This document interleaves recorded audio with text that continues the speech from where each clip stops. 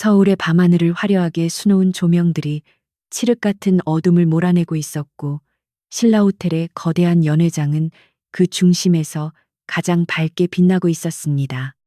대한민국 육군본부가 주최하는 연말 고위급 지휘관 만찬은 단순한 사교 모임이 아니라 권력의 서열을 재확인하고 은밀한 청탁이 오가는 정치적인 장소로 변질된 지 오래였습니다. 최고급 대리석으로 마감된 로비에는 수천만 원을 호가하는 드레스와 맞춤 정장을 입은 사람들이 샴페인 잔을 들고 서로의 안부를 묻거나 과장된 웃음을 터뜨리며 분위기를 주도하고 있었습니다. 그들의 대화 속에는 국가의 안보보다는 자신의 진급이나 보직 이동에 관한 욕망이 더 짙게 배어 있었고, 공기 중에는 값비싼 향수 냄새와 섞인 기묘한 긴장감이 감돌고 있었습니다. 한수렬 대령은 회전문이 돌아가는 리듬에 맞춰 로비에 발을 들여놓았지만 그녀의 등장은 화려함과는 거리가 멀었고 오히려 주위의 시선을 끌지 않으려는 듯 고요했습니다. 그녀는 몸에 딱 붙는 짙은 남색의 정장 바지와 단순한 흰색 셔츠, 그리고 그 위에 걸친 낡은 트렌치 코트 차림이었는데, 이것은 이곳에 모인 화려한 인파와는 전혀 어울리지 않는 복장이었습니다. 그녀의 머리카락은 단정하게 뒤로 묶여 있었고, 얼굴에는 그 어떤 화장기도 없었지만 눈빛만은 날카로운 칼날처럼 빛나고 있었습니다. 그녀는 특수임무대대 707의 전설적인 지휘관이었지만 이곳에 있는 대부분의 사람들은 그녀의 얼굴을 알아보지 못했고 단지 길을 잘못 든 민간인이나 하급 장교 정도로 여기며 무관심한 시선을 던질 뿐이었습니다. 수렬은 연회장 입구로 향하는 붉은 카펫 위를 천천히 걸어가며 주변의 동태를 살폈고, 그녀의 감각은 전장의 한복판에 있는 것처럼 예민하게 곤두서 있었습니다. 오늘 그녀가 이곳에 온 이유는 단순한 사교나 친목 도모가 아니라 국가 방위산업 비리와 연루된 최민석 중장의 움직임을 감시하고 결정적인 증거를 확보하기 위한 극비 임무 때문이었습니다. 그녀의 주머니 속에는 소형 녹음기와 카메라가 숨겨져 있었고, 그녀의 머릿속에는 최 중장의 동선과 접촉 인물들에 대한 정보가 촘촘하게 입력되어 있었습니다. 그러나 입구에 다다르자 검은 정장을 입은 거구의 사내들이 그녀의 앞을 가로막았고, 그들의 눈빛에는 명백한 경계심과 함께 노골적인 무시가 담겨 있었습니다. 입구를 지키고 있던 보안 책임자는 최민석 중장이 개인적으로 고용한 사설 경호업체 소속으로 보였는데, 그는 수려를 위아래로 훑어보며 비웃음을 감추지 않았습니다. 그는 굵은 팔뚝으로 입구를 막아서며 초대장이 없으면 들어갈 수 없다는 뻔한 말을 내뱉었지만, 그 어조에는 규정 준수보다는 상대를 깔보는 오만함이 가득 차 있었습니다. 수렬은 표정 변화 없이 재킷 안주머니에서 자신의 군 신분증을 꺼내어 그에게 제시했지만, 보안 책임자는 그것을 제대로 확인조차 하지 않고 손으로 밀어내며 불쾌한 표정을 지었습니다. 그는 이런 촌스러운 복장을 한 여자가 감히 장군님들이 계신 연회장에 들어오려 한다는 사실 자체를 참을 수 없어 하는 눈치였습니다. 수렬은 낮은 목소리로 자신이 육군 대령임을 밝히고 공무 수행을 위해 이곳에 입장해야 한다고 설명했지만, 그녀의 말은 경호원들의 비웃음 섞인 소음에 묻혀버리고 말았습니다. 보안 책임자는 콧방귀를 뀌며 요즘은 개나 소나 대령이라며 사기꾼들이 판을 친다는 모욕적인 언사를 서슴지 않았고, 주변에 있던 다른 하객들도 킬킬거리며 그 상황을 구경거 삼았습니다. 수렬의 신분증에 찍힌 계급장은 분명 대령을 나타내는 무궁화 세계였지만, 그들은 젊은 여자가 그런 고위 직책에 있을 리 없다는 편견에 사로잡혀 있었기에 진실을 보려 하지 않았습니다. 그들에게 있어 군대는 남성들의 전유물이었고, 여자는 꽃처럼 장식되거나 보조적인 역할에 머물러야 한다는 낡은 사고방식이 지배하고 있었습니다.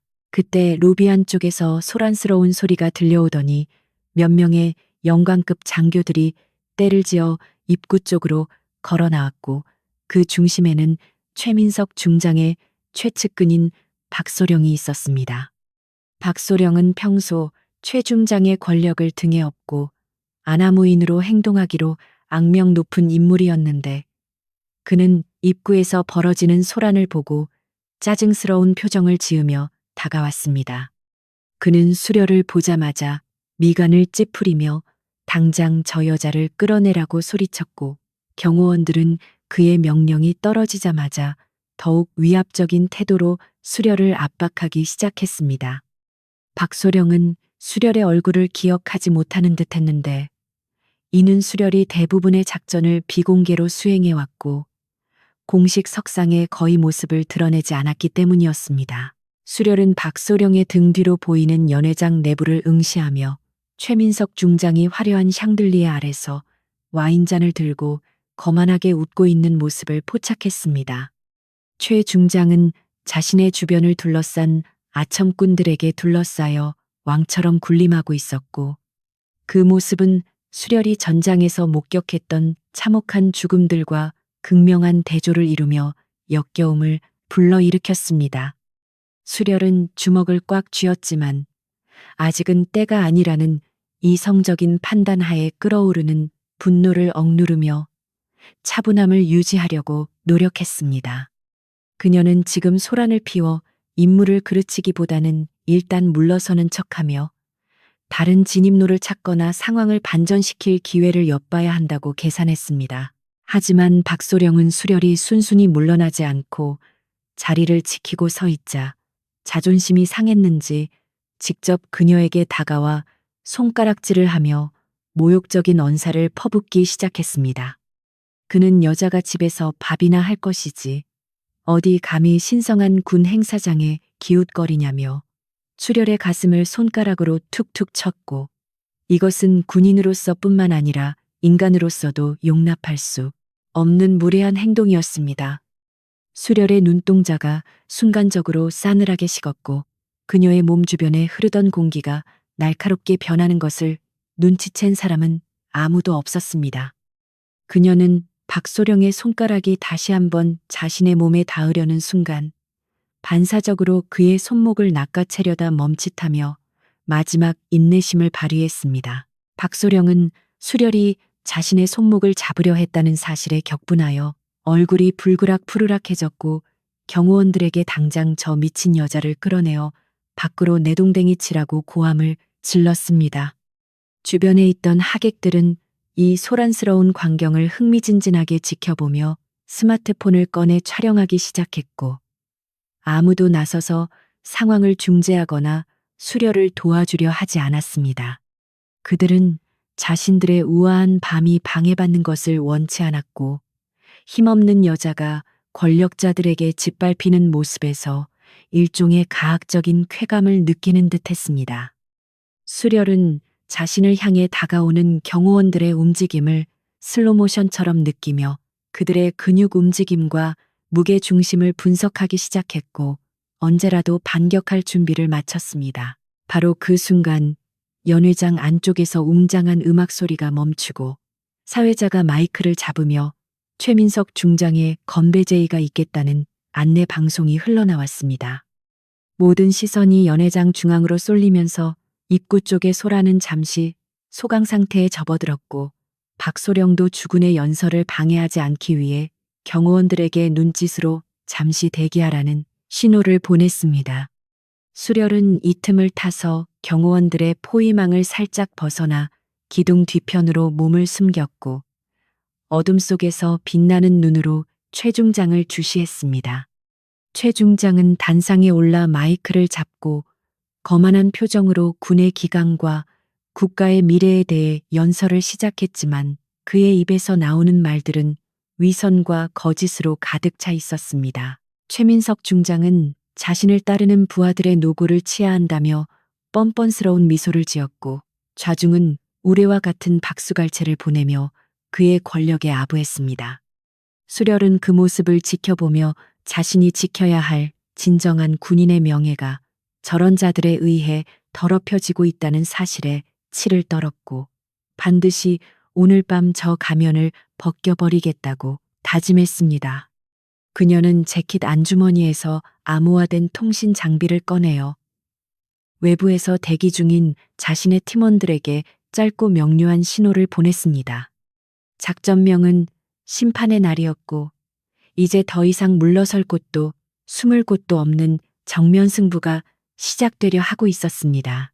박소령은 연설이 끝나기를 기다리며 초조하게 시계를 들여다보았고 수렬이 도망가지 못하도록 경호원들을 시켜 기둥 주변을 완전히 포위하게 했습니다. 그는 연설이 끝나는 즉시 본보기로 수렬을 잔인하게 짓밟아 자신의 충성심을 최중장에게 과시하고 싶어 안달이 나 있는 상태였습니다. 그러나 그는 자신이 지금 사냥하려고 하는 대상이 토끼가 아니라 굶주린 늑대라는 사실을 꿈에도 알지 못했고 그 무지함이 곧 자신을 파멸로 이끌 것이라는 예감조차 하지 못하고 있었습니다. 수렬은 어둠 속에서 조용히 호흡을 가다듬으며 자신의 몸 상태를 최상의 전투 모드로 전환시켰고 그녀의 근육들은 폭발적인 힘을 낼 준비를 마쳤습니다. 최중장의 건배제의가 끝나자 사람들은 다시 샴페인 잔을 부딪히며 환호했고 그 소음은 로비까지 울려 퍼지며 잠시 멈췄던 긴장감을 다시 고조시켰습니다. 박소령은 비열한 웃음을 흘리며 경호원들에게 턱짓으로 신호를 보냈고 서너 명의 거구들이 수렬이 숨어 있는 기둥 쪽으로 성큼성큼 다가갔습니다. 수렬은 더 이상 피할 생각이 없었고 오히려 이 상황을 이용하여 최중장의 주의를 끌고 그를 무대 중심에서 끌어내릴 계획을 세웠습니다. 그녀는 코트 자락을 휘날리며 기둥 뒤에서 걸어 나왔고 그 당당하고 위험 있는 모습에 다가오던 경호원들이 순간적으로 주춤하며 뒷걸음질 쳤습니다. 수렬의 등장은 마치 여왕이 귀환한 듯한 압도적인 분위기를 풍겼고 그녀의 눈빛은 아까와는 비교도 안 될 정도로 차갑고 매섭게 변해 있었습니다. 그녀는 박소령을 똑바로 응시하며 또렷한 목소리로 길을 비키라고 명령했는데 그 목소리에는 거역할 수 없는 카리스마가 담겨 있어 주변의 소음을 단숨에 잠재웠습니다. 박소령은 순간적으로 등골이 오싹해지는 공포를 느꼈지만 자신의 자존심과 권력을 믿고 애써 태연한 척하며 헛기침을 했습니다. 그는 다시 한번 목소리를 높여 어디서 감히 명령질이냐고 소리쳤지만 그의 목소리는 미세하게 떨리고 있었고 그것은 본능적인 두려움의 표현이었습니다. 수렬은 천천히 한 걸음씩 박소령을 향해 다가갔고 그녀의 발걸음 소리는 대리석 바닥을 울리며 마치 사형 선고를 내리는 망치 소리처럼 들렸습니다. 경호원들은 당황하여 어찌할 바를 모르고 서로 눈치만 살폈고 하객들도 숨을 죽인 채 이 기이한 대치 상황을 지켜보았습니다. 이것은 단순한 소란이 아니라 진짜 힘과 가짜 힘이 충돌하는 전주곡이었고 폭풍전야와 같은 고요함이 로비를 가득 채웠습니다. 이제 곧 피할 수 없는 충돌이 일어날 것이고 그 결과는 아무도 예측할 수 없는 방향으로 흘러갈 것입니다. 연회장의 웅장한 샹들리에 불빛 아래에서 최민석 중장은 자신의 기분이 잡쳤다는 사실에 불쾌한 기색을 감추지 않았고 그의 손에 들려있던 와인잔은 위태롭게 흔들리고 있었습니다. 로비 쪽에서 들려오는 소란은 그가 가장 중요하게 생각하는 자신의 권위와 통제력을 침범하는 불협화음이었기에 그는 더 이상 참을 수 없다는 듯 무거운 발걸음을 옮겼습니다. 그의 주변을 감싸고 있던 아첨꾼들은 홍해가 갈라지듯 길을 터주며 고개를 숙였고 그들의 얼굴에는 호기심과 두려움이 뒤섞인 기묘한 표정이 떠올랐습니다.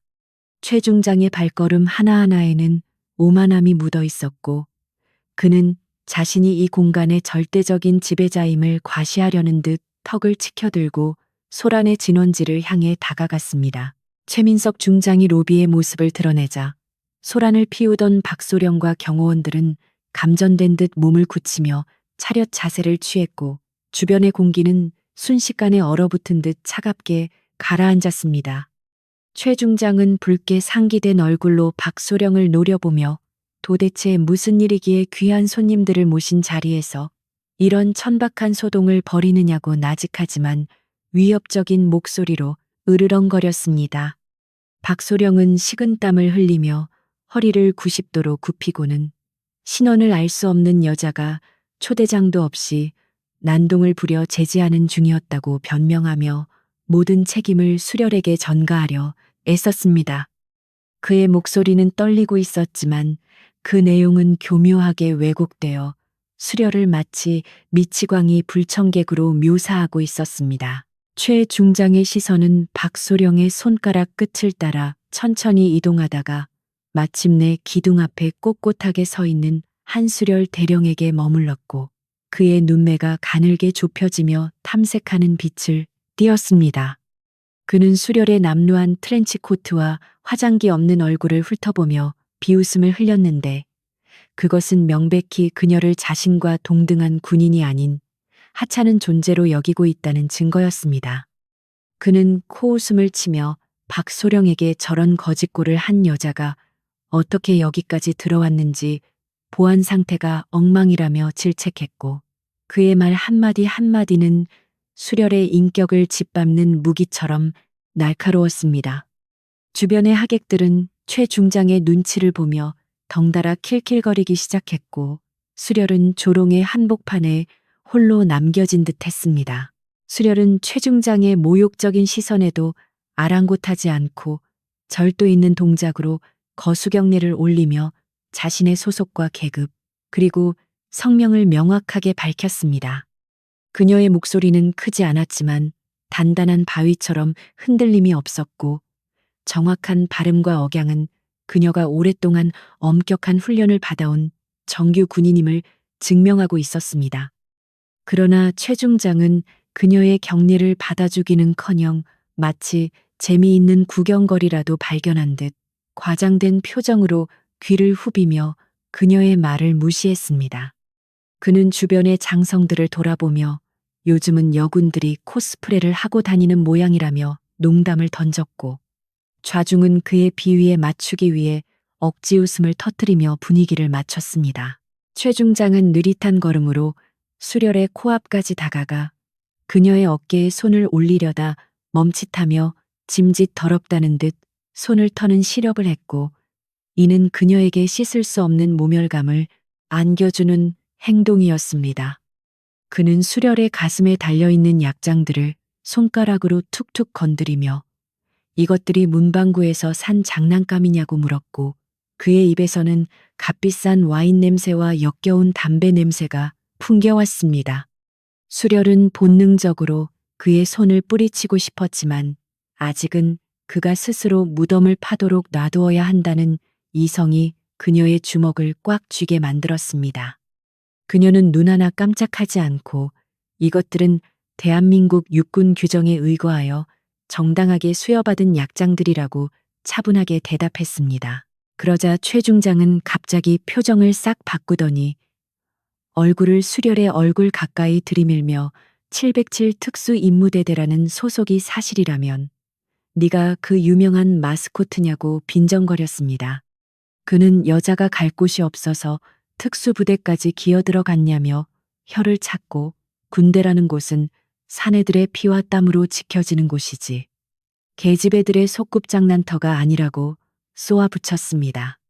그의 말 속에는 여성 군인에 대한 뿌리 깊은 편견과 혐오가 가득 차 있었고 그는 그것을 숨기기는커녕 오히려 자신의 남성성을 과시하는 수단으로 삼고 있었습니다.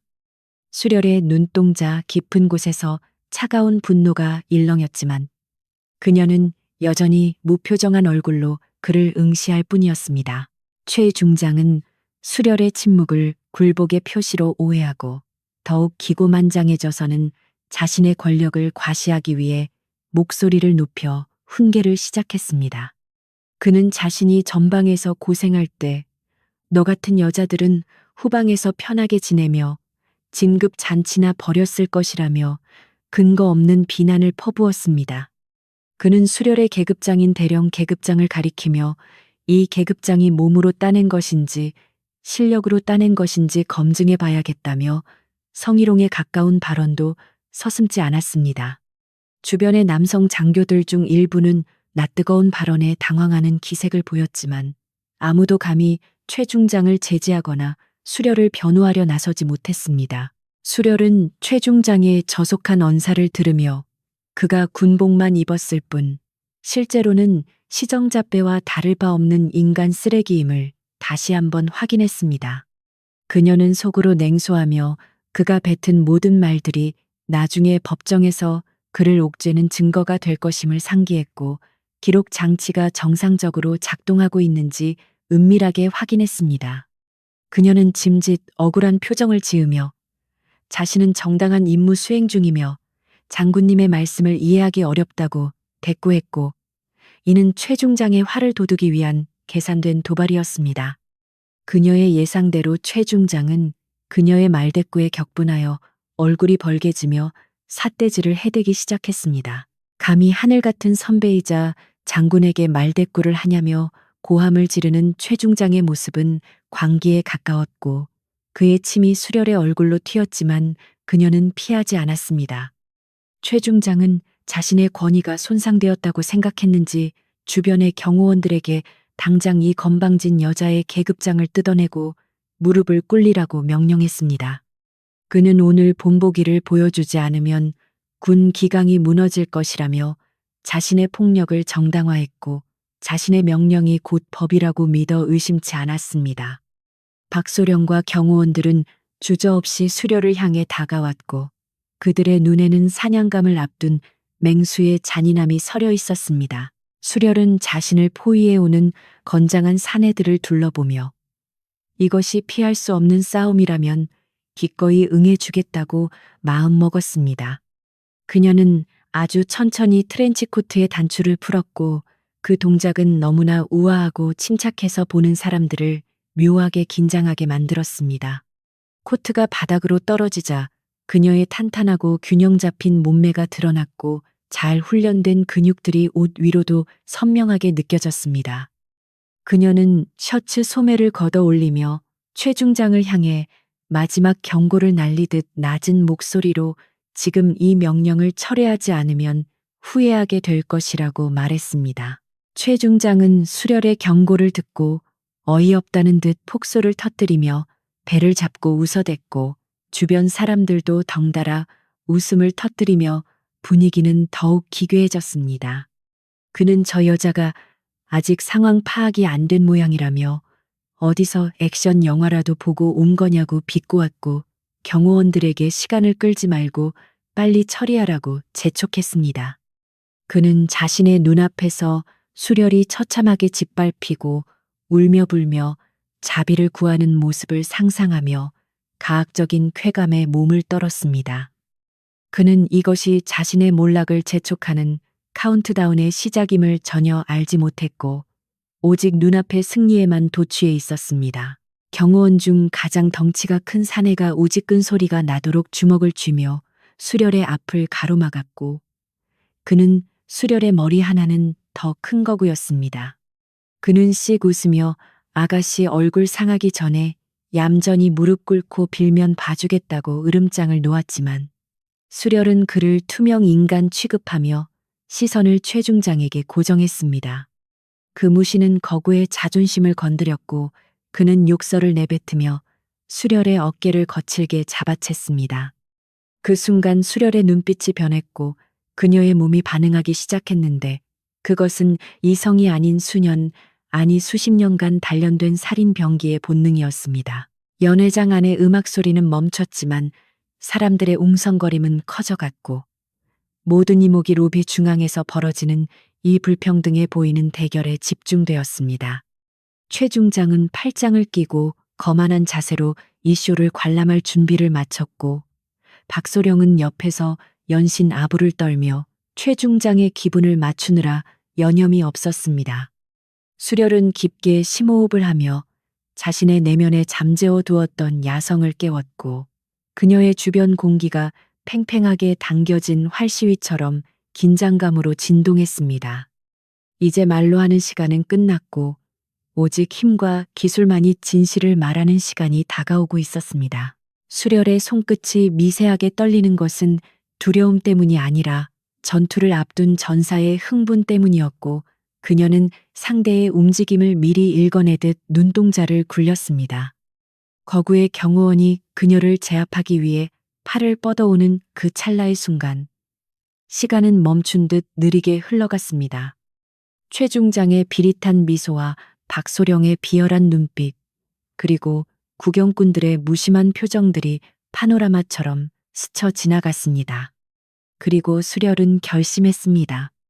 오늘 밤 이 오만한 자들에게 진정한 군인이 무엇인지, 그리고 707이라는 숫자가 무엇을 의미하는지 뼈저리게 가르쳐 주겠다고 말입니다.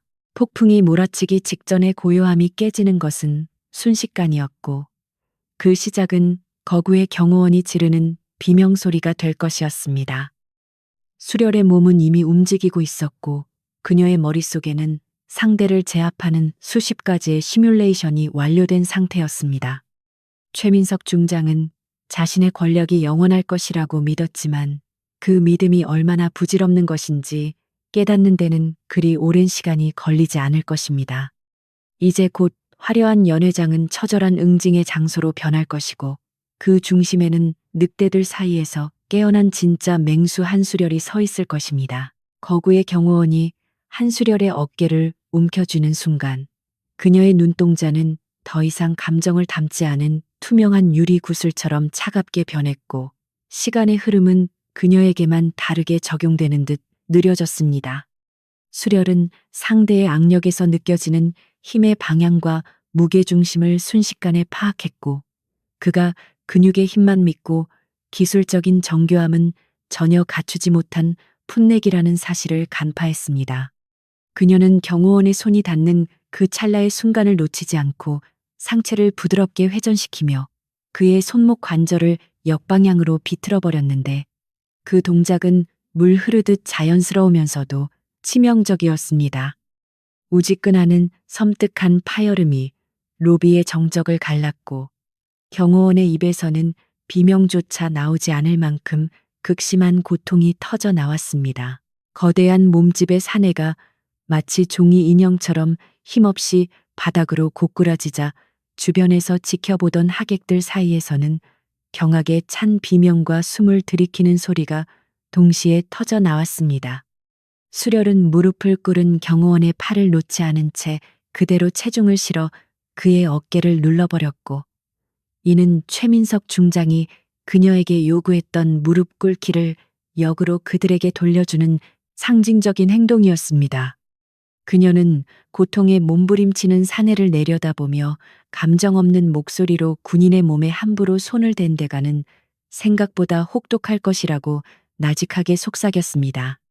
바닥에 엎드린 경호원은 식은땀을 비오듯 흘리며 신음했고 그 광경은 화려한 연회장의 분위기와는 전혀 어울리지 않는 잔혹한 현실이었습니다. 최민석 중장은 자신의 눈앞에서 벌어진 믿기 힘든 광경에 입을 다물지 못했고 그가 들고 있던 와인잔은 바닥으로 떨어져 산산조각이 나며 붉은 와인을 핏빛처럼 흩뿌렸습니다.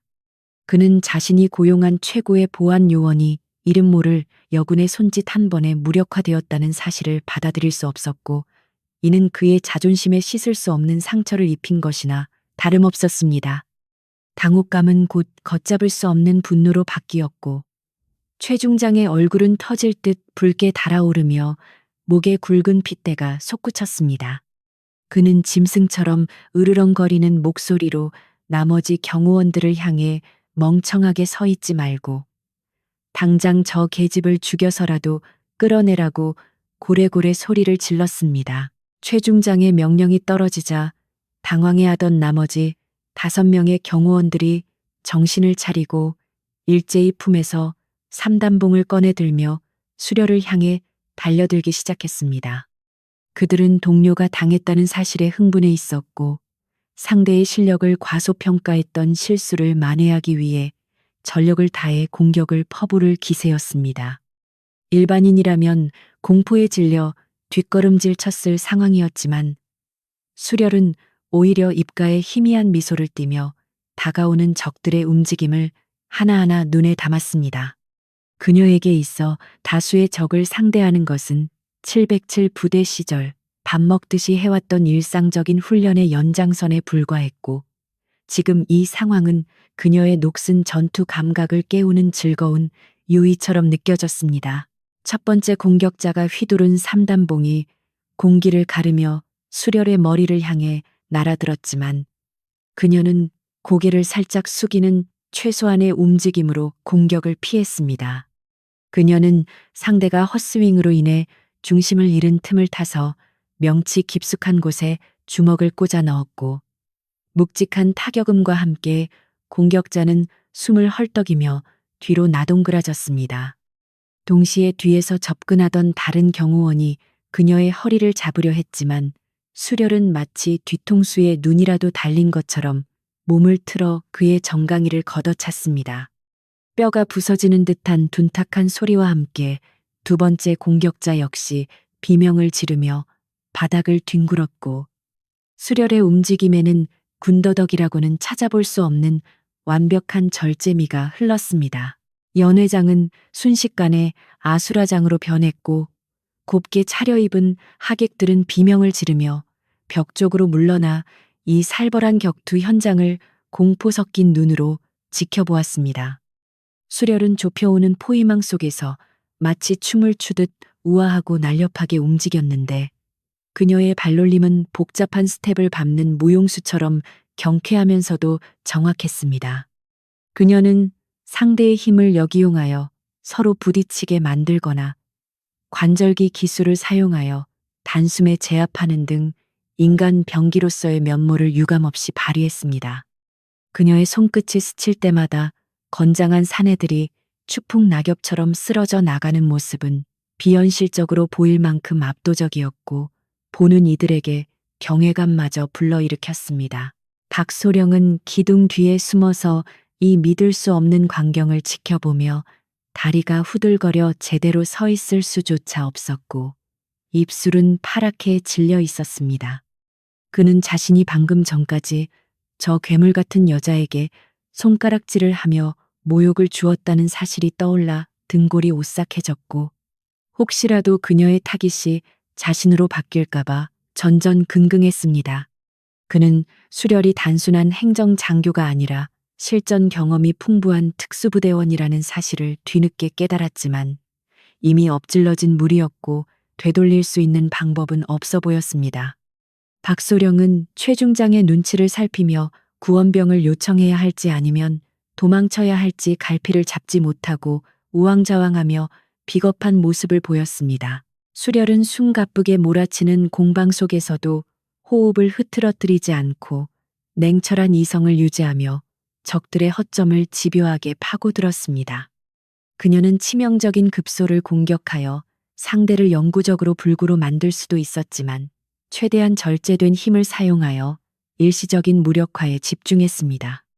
이는 그녀가 단순히 분노에 휘둘려 폭력을 행사하는 것이 아니라 법과 규정을 준수하는 군인으로서의 본분을 지키고 있음을 보여주는 증거였습니다.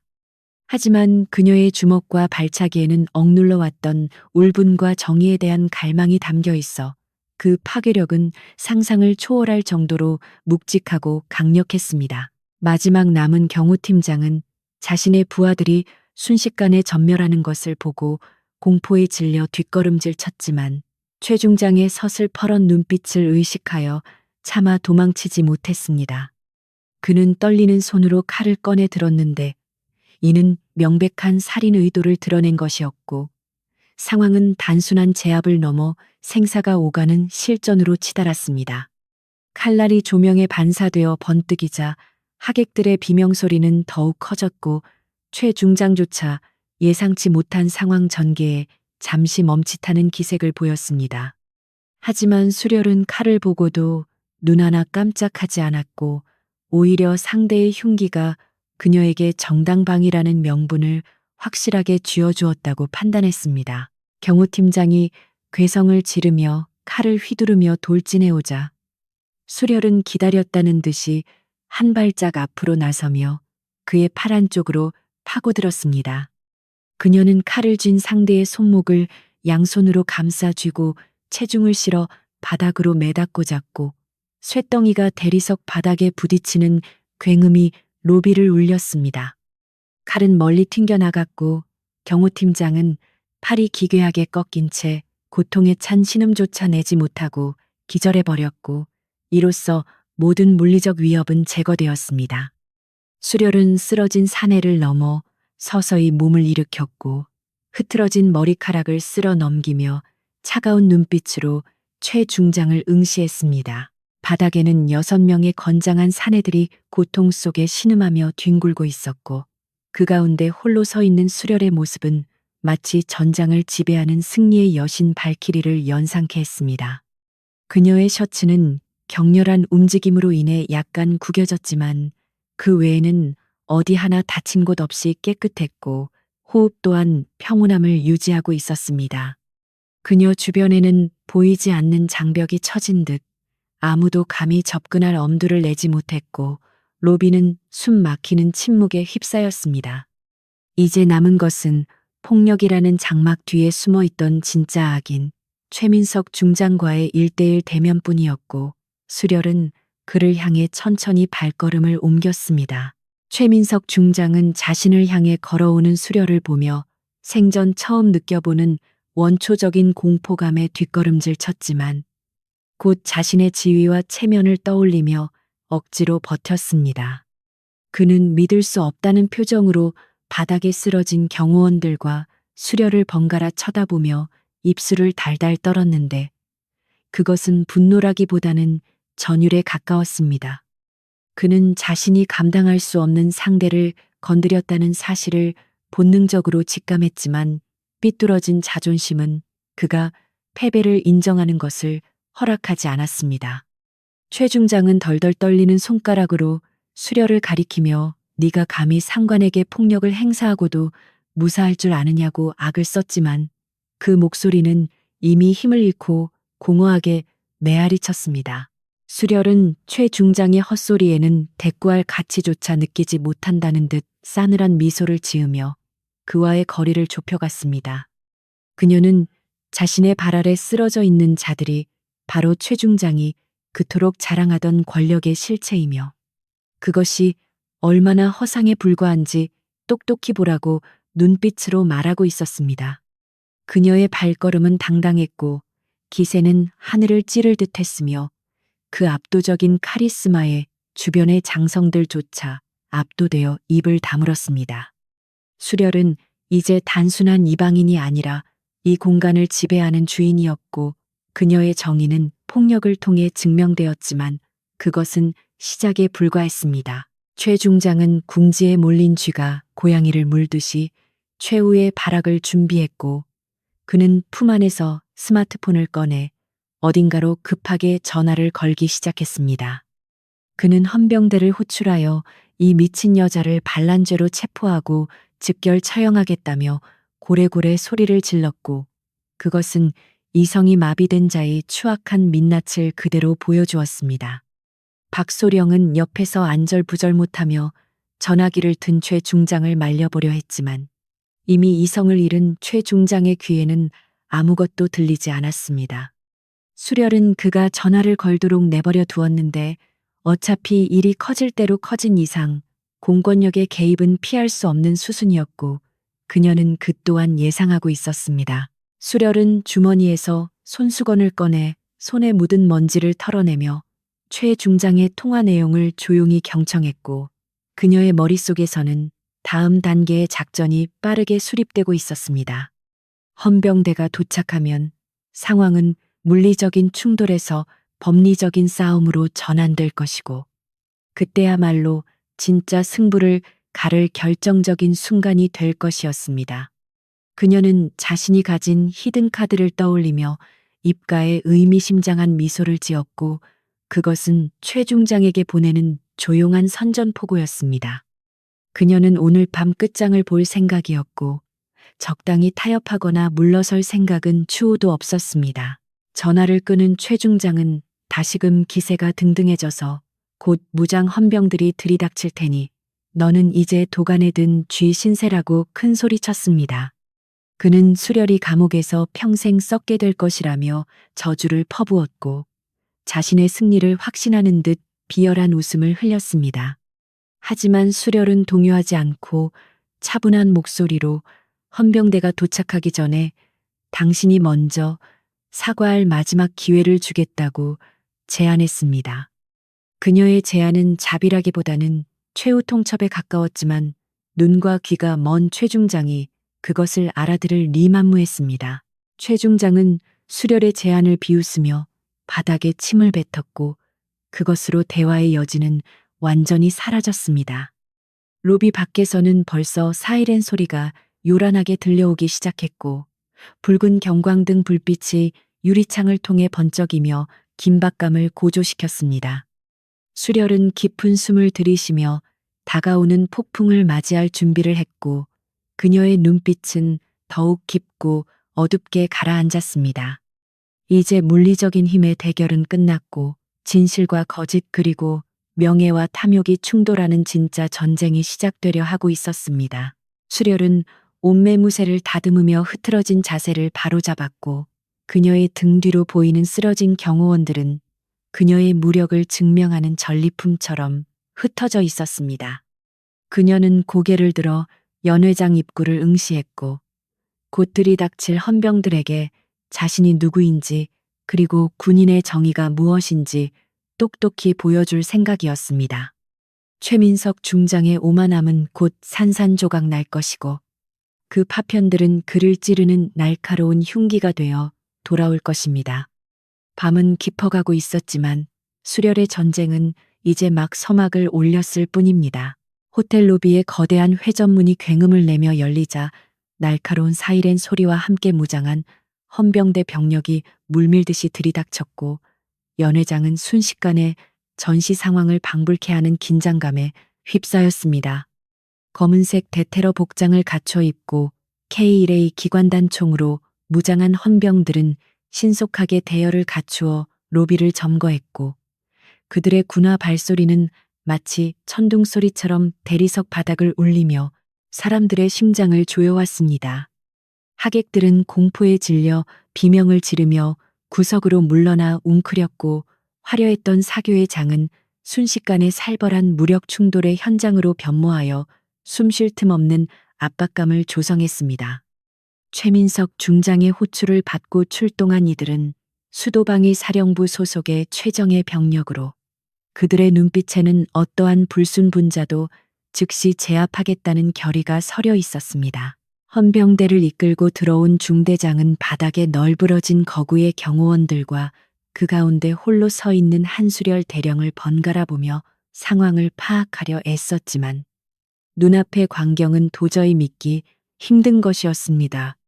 그는 피투성이가 된 채 신음하는 민간인 경호원들과 흐트러짐 없이 당당하게 서 있는 여군 장교의 대조적인 모습에서 기묘한 위화감을 느꼈고 본능적으로 상황이 단순하지 않음을 직감했습니다. 하지만 그의 시선이 붉은 얼굴로 씩씩거리고 있는 최민석 중장에게 닿자 군인으로서의 조건 반사가 작동하여 즉시 차려 자세를 취하고 거수경례를 올렸습니다. 계급이 곧 법인 군대에서 별 3개를 단장군의 존재는 절대적이었기에 중대장은 자신의 판단을 유보하고 지휘관의 명령을 기다려야만 했습니다. 최민석 중장은 헌병들이 도착하자마자 기세가 천도를 듯 등등해져서는 손가락으로 수려를 가리키며 핏대를 세우고 고래고래 소리를 지르기 시작했습니다. 그는 저 여자가 간첩 혐의가 있는 불순분자이며 신성한 군 행사장 난입하여 상관을 폭행하고 난동을 피웠으니 당장 체포하라고 명령했습니다. 그는 심지어 저항할 경우 현장에서 사살해도 좋다는 극단적인 발언까지 서슴지 않았는데 이는 그가 얼마나 이성을 잃고 감정에 휘둘리고 있는지를 적나라하게 보여주는 대목이었습니다. 최 중장의 목소리는 광기에 젖어 갈라져 있었고 그의 눈은 살기로 번들거리며 수려를 당장이라도 찢어 죽일 듯한 증오를 뿜어내고 있었습니다. 중대장은 사살 명령이라는 말에 순간 멈칫하며 당황한 기색을 보였지만 장군의 서슬퍼런 눈빛을 거역할 수 없어 부하들에게 포위 대형을 갖추라는 수신호를 보냈습니다. 10여 명의 헌병들이 일사불란하게 움직이며 수려를 중심으로 반원형의 포위망을 구축했고 10여 개의 총구가 동시에 그녀의 머리와 심장을 겨냥했습니다. 차가운 금속성의 총기 장전 소리가 연이어 들려오자 로비의 공기는 팽팽하게 당겨진 현처럼 긴장감으로 진동했고 작은 움직임 하나가 바로 끔찍한 유혈 사태로 이어질 수 있는 일촉즉발의 상황이 되었습니다. 박소령은 최 중장의 뒤에 숨어 회심의 미소를 지으며 이제야말로 저 건방진 여자가 파멸할 것이라고 확신하고 있었습니다. 한수렬은 자신을 겨누고 있는 수많은 총구 앞에서도 눈 하나 깜짝하지 않았고 오히려 헌병들의 눈을 하나하나 맞추며 그들의 기세를 가늠해보는 대담함을 보였습니다. 그녀는 이들이 자신의 적이 아니라 단지 잘못된 명령에 복종하고 있는 전우들이라는 사실을 잘 알고 있었기에 무의미한 교전으로 아군에게 피해를 입히고 싶지 않았습니다. 그녀는 천천히 그리고 아주 부드럽게 두 손을 머리 위로 들어 올렸는데 이는 항복의 표시가 아니라 헌병들을 자극하지 않으면서 자신의 의사를 전달하기 위한 계산된 제스처였습니다. 그녀의 표정은 여전히 차분했고 죽음의 공포 앞에서도 초연한 그 모습은 보는 이들로 하여금 기이한 경외심마저 불러일으키기에 충분했습니다. 최 중장은 수렬이 두 손을 들자 드디어 그녀가 겁을 먹고 굴복했다고 착각하여 비열한 웃음을 터뜨리며 그녀에게 다가가 조롱 섞인 말을 내뱉기 시작했습니다. 그는 천하의 707 부대원도 총 앞에서는 별 수 없는 계집애일 뿐이라며 혀를 찾고 이제 내 군인 인생은 끝장났으니 감옥에서 썩을 준비나 하라고 악담을 퍼부었습니다. 그는 수렬의 얼굴에 침이라도 뱉고 싶은 심정이었지만 헌병들이 지켜보는 앞이라 체면을 생각해서 억지로 참으며 그녀의 주머니를 뒤져 신분증을 뺏으라고 소리쳤습니다. 그의 승리감은 절정에 달해 있었고 그는 자신이 이 상황을 완전히 통제하고 있다고 믿어 의심치 않는 어리석은 모습을 보였습니다. 그러나 수렬은 최 중장의 조롱을 무시한 채 헌병 중대장을 똑바로 응시하며 흔들림 없는 목소리로 군법 제48조에 의거하여 정식으로 이의를 제기한다고 선언했습니다. 그녀의 목소리는 크지 않았지만 명료했고 정확한 법 조항을 인용하는 그녀의 태도는 단순한 난동범의 그것과는 차원이 다른 전문성을 보여주었습니다. 중대장은 예상치 못한 법적 대응에 당황하여 총구를 내리지는 못했지만 수렬의 말에 귀를 기울일 수밖에 없었고 로비의 분위기는 미묘하게 변화하기 시작했습니다. 수렬은 자신이 현역 육군 대령임을 다시 한번 강조하며 적법한 절차 없이 현장 지휘관의 자의적인 판단만으로 체포되거나 처형당할 수 없음을 분명히 했습니다. 최 중장은 수렬의 법적 항변에 기가 막히다는 듯 헛웃음을 터뜨리며 어디서 주어들은 풍월로 법을 들먹이냐고 소리쳤고 중대장에게 당장 입을 틀어막고 수갑을 채우라고 닥달했습니다. 그는 법 따위는 자신이 쥐고 흔들 수 있는 도구에 불과하다고 생각하는 전형적인 권위주의자였기에 수렬의 정당한 요구를 묵살하려 들었습니다. 하지만 수렬은 물러서지 않고 더욱 단호한 어조로 자신은 지금 국가 안보와 직결된 특수 임무를 수행 중이며 이에 대한 방해는 반역 행위로 간주될 수 있다고 경고했습니다. 그녀의 눈빛에서 뿜어져 나오는 강렬한 카리스마는 최 중장의 기세를 일시적으로 눌러버릴 만큼 압도적이었고 주변의 공기 흐름마저 바꾸어 놓았습니다. 중대장은 갈등에 빠진 표정으로 최 중장과 수렬을 번갈아 쳐다보았는데 한쪽은 막강한 권력을 가진 삼성 장군이고 다른 한쪽은 알 수 없는 위압감을 풍기는 대령이었습니다. 그는 수렬의 태도가 거짓말을 하는 사람의 것이 아니라는 느낌을 받았지만 그렇다고 장군의 명령을 거역할 수도 없는 진퇴양난의 상황에 처해 있었습니다. 수렬은 중대장의 망설임을 놓치지 않고 햇길을 받기 위해 자신의 가슴 주머니를 눈짓으로 가리키며 그곳에 자신의 신원을 증명할 1급 보안 코드가 있다고 말했습니다. 그녀는 헌병대에게 즉시 상부보고 체계를 통해 자신의 코드를 조회하고 그 결과에 따라 행동해 줄 것을 정중하지만 강력하게 요구했습니다. 최 중장은 수렬이 시간을 끌기 위해 수작을 부린다고 생각하고 콧방귀를 뀌며 보안 코드 따위는 존재하지 않으니 당장 끌어내라고 길길이 날뛰었습니다. 그는 자신의 권위에 도전하는 모든 것을 짓밟아 버리고 싶은 욕망에 사로잡혀 이성적인 판단력을 상실한 상태였고 수렬의 말이 진실일 가능성 따위는 염두에 두지도 않았습니다. 그러나 중대장은 만에 하나 수렬의 말이 사실일 경우 발생할 수 있는 엄청난 파장을 우려하여 최 중장에게 잠시 양해를 구하고 확인 절차를 거치는 것이 좋겠다고 조심스럽게 건의했습니다. 이는 군인으로서 절차적 정당성을 확보하려는 최소한의 안전장치였고 최 중장도 마지못해 씩씩거리며 고개를 끄덕였습니다. 수렬은 천천히 한 손을 내려 재킷 안주머니에서 얇은 금속 카드를 꺼내 들었고 그 동작 하나하나에 모든 사람들의 시선이 집중되었습니다. 카드는 일반적인 군 신분증과는 전혀 다른 재질과 디자인으로 되어 있었는데 검은색 바탕에 황금색으로 복잡한 문양이 새겨져 있어 보는 이들로 하여금 신비감을 느끼게 했습니다. 헌병 중대장은 조심스럽게 다가와 수렬의 손에서 카드를 건네받았고 휴대용 단말기에 카드를 삽입하려다 손을 떨며 긴장한 기색을 내비쳤습니다. 로비는 숨막히는 침묵에 잠겼고 단말기의 로딩 화면이 돌아가는 동안 시간은 영원처럼 느리게 흘러가는 듯 했습니다. 최민석 중장은 팔짱을 끼고 삐딱하게 서서 짝퉁 카드나 위조 신분증일 것이 뻔하다며 비웃음을 흘렸고 박소령 역시 옆에서 맞장구를 치며 분위기를 띄웠습니다.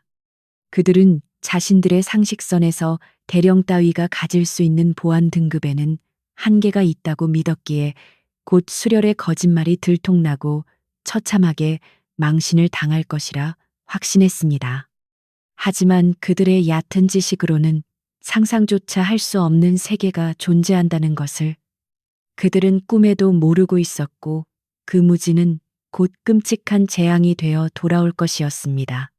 단말기 화면에 데이터 처리 중이라는 메시지가 깜박거리며 긴장감을 고조시켰고 수렬은 무심한 표정으로 그 과정을 지켜보았습니다.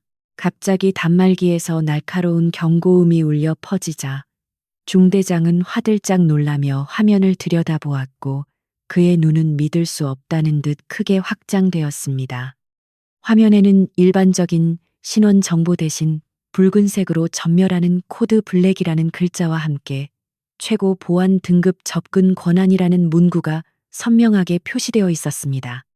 중대장은 자신의 눈을 의심하며 단말기를 다시 확인했지만 결과는 변함이 없었고 그의 등줄기에는 식은땀이 흐르기 시작했습니다. 이것은 단순한 군사 기밀을 넘어 국가 존립과 직결된 최상위 등급의 코드였으며 이를 소지한 자는 전시 작전권에 준하는 막강한 권한을 행사할 수 있는 존재임을 의미했습니다. 중대장은 떨리는 손으로 단말기를 내리고 수렬을 바라보았는데 그의 눈빛은 아까와는 완전히 달라져 있었고 거기에는 깊은 경외심과 두려움이 담겨 있었습니다. 그는 즉시 총을 거두고 부동 자세를 취하며 부하들에게 전원 사격 중지를 명령했고 그의 목소리는 잔뜩 긴장하여 갈라져 나왔습니다. 최 중장은 헌병들의 갑작스러운 태도 변화에 당황하여 도대체 무슨 일이냐고 소리쳤지만 중대장은 대답 대신 수렬에게 깎듯이 경례를 올리며 최고의 예우를 갖추었습니다. 상황은 순식간에 역전되었고 로비의 공기는 이제 수렬을 중심으로 거대하게 소용돌이치기 시작했습니다. 수렬은 중대장의 경례를 침착하게 받아주며 이제야 말이 통하는 상대를 만났다는 듯 희미한 미소를 지었고 그 미소는 최 중장에게 보내는 사형 선고와도 같았습니다. 그녀는 중대장에게 지금부터 현장의 지휘권은 자신이 인수한다고 선언했고 중대장은 일말의 망설임도 없이 복창하며 그녀의 명령에 따를 준비를 마쳤습니다. 최 중장은 얼굴이 하얗게 질린 채 멍하니 서 있었고 도대체 무슨 일이 벌어지고 있는지 이해하지 못한 채 혼란스러워했습니다. 이제 진정한 반격의 서막이 올랐고 오만한 권력자가 자신의 발 아래로 추락하는 것은 시간 문제였습니다. 최민석 중장은 믿을 수 없는 현실을 부정하며 중대장에게 미쳤냐고 윽박질렀지만 중대장은 요지부동이었고 오히려 최 중장을 향해 경계의 눈빛을 보냈습니다. 수렬은 천천히 최 중장에게 다가가며 이제 당신의 계급장이 얼마나 가벼운 것인지 확인시켜 주겠다고 속삭였고 그 목소리는 지옥에서 들려오는 사신의 속삭임처럼 섬뜩했습니다. 최 중장은 뒷걸음질 치며 주위를 둘러봤지만 아무도 그를 도와줄 수 없었고 그는 철저하게 고립되었습니다. 밤은 깊었지만 진실의 빛은 이제 막 어둠을 뚫고 나오기 시작했습니다. 연회장을 가득 메웠던 숨막히는 침묵은 헌병 중대장이 최민석 중장이 아닌 한수렬 대령에게 거수경례를 올린 순간 정점을 찍었고 그 자리에 있던 모든 사람의 뇌리에는 설명할 수 없는 충격이 각인되었습니다. 헌병 중대장의 손끝은 한치의 오차도 없이 눈썹 끝에 머물러 있었고 그의 눈동자는 공포를 넘어선 경외심으로 흔들리고 있었는데 이는 단순한 상관에 대한 예우를 넘어선 절대적인 복종의 표시였습니다. 최 중장은 자신의 눈앞에서 벌어지는 하극상과도 같은 상황을 도저히 받아들일 수 없어 입을 딱 벌린 채 멍하니 서 있었고 그의 붉게 충혈된 눈은 현실을 부정하며 빠르게 깜빡이고 있었습니다. 그는 방금 전까지 자신이 이 공간의 지배자라고 믿어 의심치 않았지만 이제 그 믿음은 발밑에서부터 무너져 내리고 있었습니다. 한수렬 대령은 중대장의 격려를 받으며 천천히 손을 내려 답례했고 그 동작은 너무나 자연스럽고 위엄이 있어 마치 그녀가 원래부터 이 모든 상황을 지휘하고 있었던 것 같은 착각을 불러일으켰습니다. 그녀는 헌병 중대장에게 단말기를 건네받아 화면을 확인한 뒤 차가운 미소를 지으며 최 중장 쪽으로 화면을 돌려 보였는데 그곳에는 붉은색으로 전멸하는 코드 블랙이라는 글자가 선명하게 박혀 있었습니다. 그녀는 낮지만 또렷한 목소리로 이 코드가 무엇을 의미하는지 장군님께서 더 잘 아실 것이라며 비꼬았고 그 목소리는 연회장의 높은 천장을 타고 울려 퍼지며 사람들의 고막을 파고들었습니다. 이것은 단순한 신분 확인이 아니라 그동안 감추어져 있던 진실의 문이 열리는 소리였습니다. 최 중장은 단말기 화면을 보며 뒷걸음질 쳤고 그의 얼굴은 순식간에 흑빛으로 변해버렸는데 코드 블랙은 군 내부에서도 극소수의 고위 관계자들만이 알고 있는 전시 특수작전, 지휘권 및 감찰 권한을 의미했기 때문입니다. 그는 떨리는 목소리로 이건 조작이라며 기계가 고장난 것이 분명하다고 소리쳤지만 그의 목소리에는 이미 확신이 사라지고 비굴한 공포만이 남아 있었습니다. 그는 박소령을 돌아보며 당장 본부에 연락해서 시스템 오류를 확인하라고 닥달했지만 박소령 역시 사태의 심각성을 깨닫고 슬금슬금 뒤로 물러나며 최 중장과의 거리를 두려워하고 있었습니다. 권력의 정점에 서 있던 자가 추락하는 순간 그의 주변에는 아무도 남지 않는다는 비정한 현실이 적나라하게 드러나고 있었습니다. 수렬은 최 중장의 발악을 지켜보며 코웃음을 쳤고 헌병 중대장에게 연회장 중앙에 있는 대형 스크린의 단말기를 연결하라고 명령했는데 이는 모든 의혹을 공개적으로 불식시키고 최 중장을 완벽하게 파멸시키기 위한 잔인하지만 확실한 방법이었습니다. 중대장은 즉시 부하들에게 기술 지원을 지시했고 연회장의 조명이 어두워지며 무대 중앙에 거대한 스크린이 켜지자 사람들의 시선은 일제히 그곳으로 쏠렸습니다. 하객들은 숨을 죽인 채 앞으로 벌어질 일에 대해 긴장과 호기심을 동시에 느꼈고 마치 거대한 드라마의 클라이맥스를 앞둔 관객들처럼 마른 침을 삼켰습니다.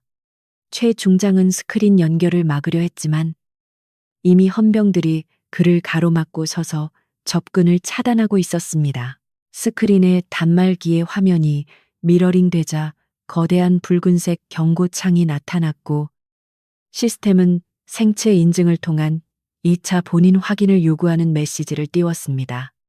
수렬은 천천히 무대 위로 걸어 올라가 단상에 놓인 인식기에 자신의 손바닥을 올려놓았고 그 순간 연회장 안에는 기계적인 스캔 소리만이 요란하게 울려 퍼졌습니다.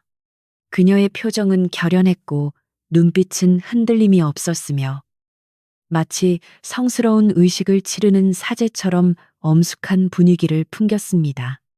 최 중장은 바닥에 주저앉을 듯 비틀거렸고 그의 머릿속에서는 자신이 저지른 수많은 비리와 범죄들이 주마등처럼 스쳐 지나가며 끔찍한 공포를 안겨주었습니다.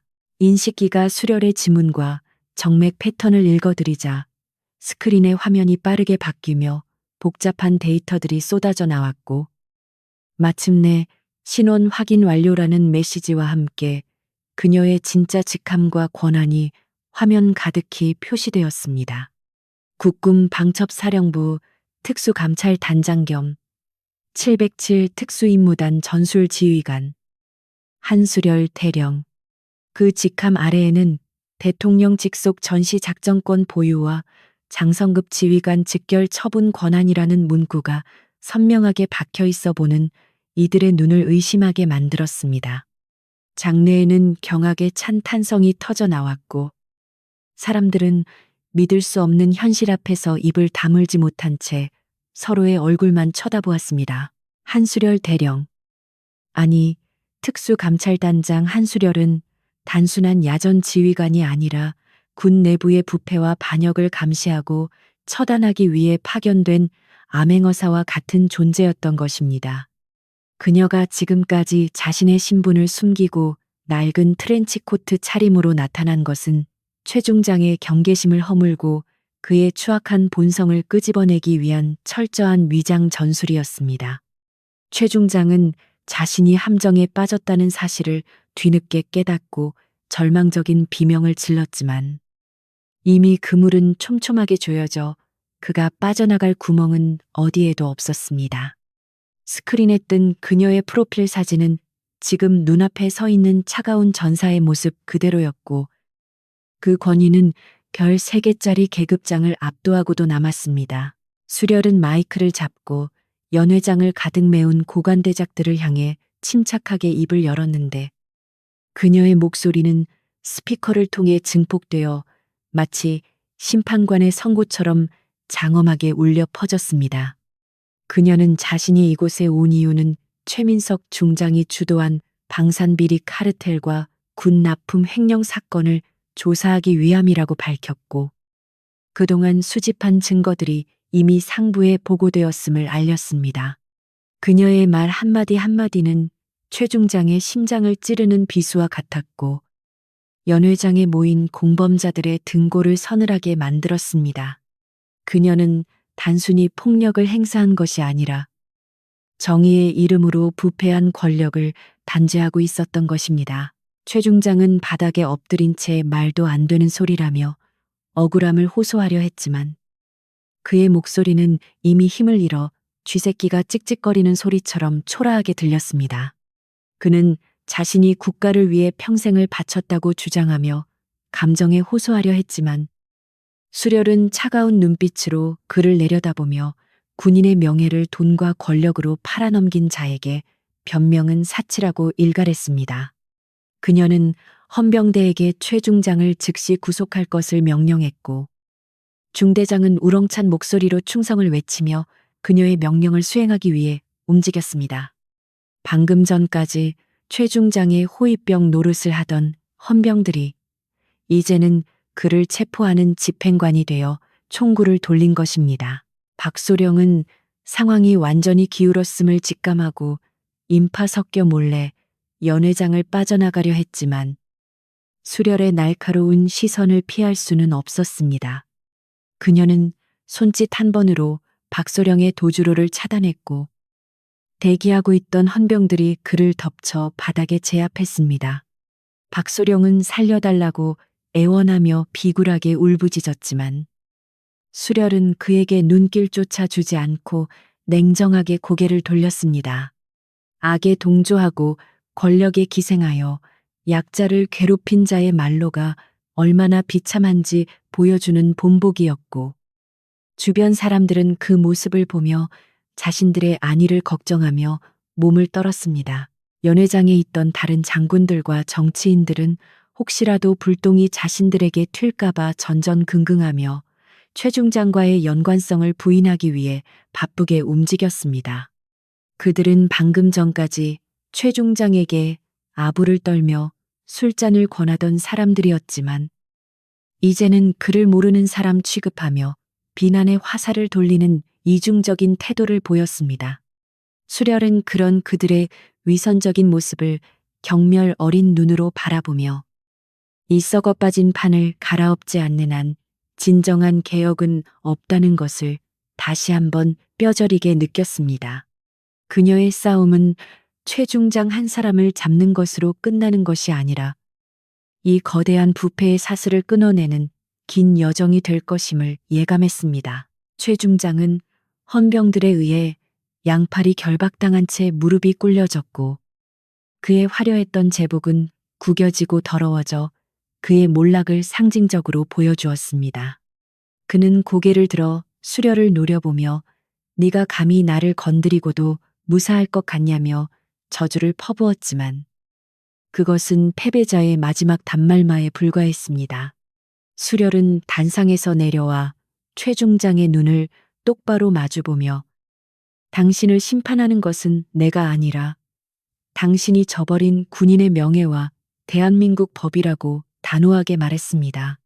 그녀의 눈동자 속에는 흔들리지 않는 신념의 불꽃이 타오르고 있었고 최 중장은 그 불꽃에 압도되어 고개를 떨구고 말았습니다. 스크린에는 여전히 수렬의 화려한 이력과 권한을 증명하는 화면이 떠 있었고 그것은 이 연회장에 모인 모든 사람에게 보내는 강력한 경고장이었습니다. 누구든 법 위에 군림하려 하거나 권력을 사유화하려는 자는 반드시 그 대가를 치르게 될 것이라는 메시지가 무언의 압박으로 다가왔습니다. 수렬은 헌병 중대장에게 최 중장과 박소령을 별도로 마련된 조사실로 압송하고 현장에 있는 모든 증거물을 확보하라고 지시했습니다. 그녀의 지휘는 물 흐르듯 유연하면서도 빈틈이 없었고 헌병들은 그녀의 명령에 절대적으로 복종하며 일사불란하게 움직였습니다. 연회장 밖에는 소식을 듣고 달려온 기자들이 장사진을 치고 있었고 그들은 특종을 잡기 위해 카메라 플래시를 터뜨리며 아우성을 쳤습니다. 수렬은 언론 통제가 필요함을 느끼고 즉시 보안팀을 호출하여 현장을 봉쇄하고 정보 유출을 차단했습니다. 그녀는 이번 사건이 단순한 가십거리가 아니라 군개혁의 시발점이 되어야 한다고 생각했기에 신중하고 철저하게 후속 조치를 준비했습니다. 최 중장의 몰락은 뉴스 헤드라인을 장식하겠지만 중요한 것은 그 뒤에 숨겨진 진실을 낱낱이 파헤치는 것이었습니다. 수렬은 바닥에 떨어진 자신의 트렌치 코트를 주워들었고 묻은 먼지를 털어내며 다시 어깨에 걸쳤습니다. 그 낡은 코트는 이제 더 이상 초라해 보이지 않았고 오히려 그녀의 청렴함과 강인함을 상징하는 갑옷처럼 보였습니다. 그녀는 옷매무새를 다듬으며 깊은 한숨을 내쉬었는데 그것은 승리의 기쁨보다는 앞으로 닥쳐올 시련에 대한 무거운 책임감 때문이었습니다. 그녀는 자신이 열어젖힌 판도라의 상자가 어떤 결과를 가져올지 알 수 없었지만 후회는 없었습니다. 헌병들이 최 중장을 끌고 나가는 뒷모습을 보며 수렬은 잠시 생각에 잠겼는데 한때는 저 사람도 순수한 열정을 가진 군인이었을지도 모른다는 씁쓸한 생각이 들었습니다. 하지만 권력의 맛에 취해 초심을 잃고 괴물이 되어버린 그의 말로는 인과응보였고 동정의 여지는 없었습니다. 수렬은 마음을 다잡으며 자신의 임무는 아직 끝나지 않았음을 상기했고 남아있는 부패 세력을 뿌리 뽑기 위해 전의를 불태웠습니다.